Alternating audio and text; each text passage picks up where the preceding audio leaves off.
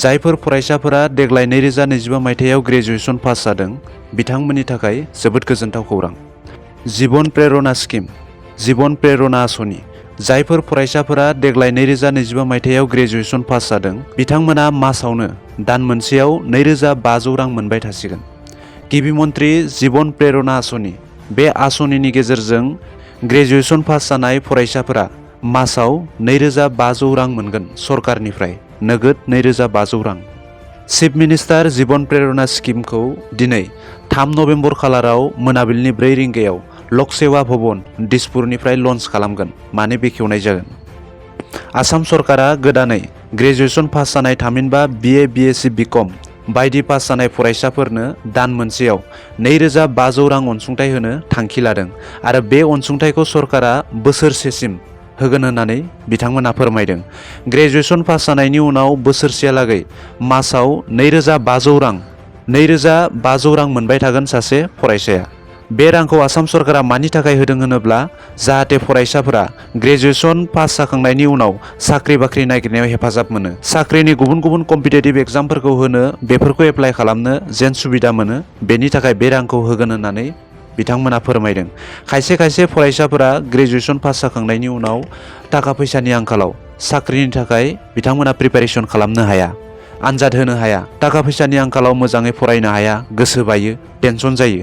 जाहाथे बेफोरबायदि जेंनाजों फरायसाया दा भुगिनांथों बा बेफोरबायदि जेंनानिफ्राय फरायसाफोरखौ बारग'होनो थाखाय बेनि थाखाय बे 2500 रांखौ सरकारा साफ्रोम गोदानै ग्रेजुएशन पास जानाय फरायसाफोरनो होगोन होननानै फोरमायदों। फरायसाफोरनि थाखाय बे मोनसे जोबोर मोजां आसनि। ग्रेजुएशन पास जाखांनायनि उनाव फरायसाफोरा बोसोरसेहालागै फाइनान्सियेल सापर्ट मोनबाय थागोन आसाम सरकारनिफ्राय।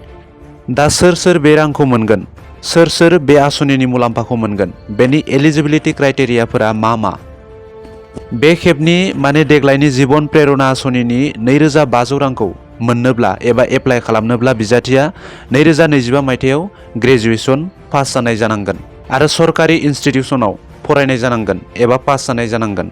लोगोसे फरायसा एबा बिजाथिया आसामनि थागिबि जानांगोन, पार्मानेन्ट रेसिडेन्ट अफ आसाम जानो नांगोन। हौवासा हिन्जावसा गासिबो मोननो हागोन। बे बाथ्राया आं बुंनाय नङा, बेखौ बिथांमोना नटिफिकेसनाव होखादों, आं स्क्रिनाव दों, नोंथांमोना नायनो हागोन। बेखौ सोरबायदि फरायसाया मोननाय नङा होनोब्ला जायफोर प्राइभेट इन्स्टिटिउसन, प्राइभेट इउनिभारसिटियाव फरायनाय बिथांमोना बेखौ मोननो हानाय नङा आरो अपेन इउनिभारसिटि एबा डिस्टेन्स मडआव ODL मडआव फरायनायफोराबो बे रांखौ मोननो हानाय नङा। बे बाथ्राखौ बिथांमोना नटिफिकेसनाव होदों, नोंथांमोना नायना लानो हागोन, आं स्क्रिनाव होनाय जादों। दा बेनि एप्लाइ प्रसेसा बोरै जागोन, माब्ला एप्लाइ जागोन, बेनि सोमोन्दै बे नटिसआव जेबो बुंनाय जायाखै एबा फोरमायनाय गैया। जानो हागौ बेखौ बेखेवखांनायनि उनावसो एबा लन्च खालामखांनायनि उनावसो बेनि सोमोन्दै मिथिनो हागोन।